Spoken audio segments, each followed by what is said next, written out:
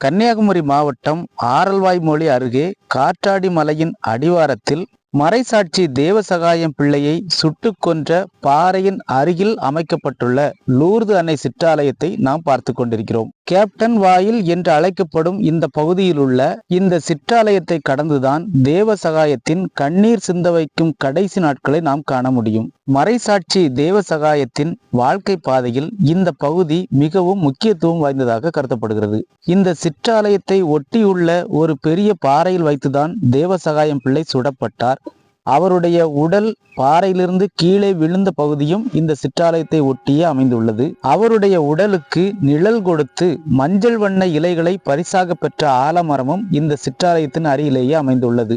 மறைசாட்சி தேவசகாயத்தை சுட்ட பொழுது அவரது உடலிலிருந்து தெரித்த இரத்த துளி விழுந்த இடத்தில் அமைக்கப்பட்ட செந்நிற சிலுவையையும் இந்த வீடியோவில் நாம் காணலாம்.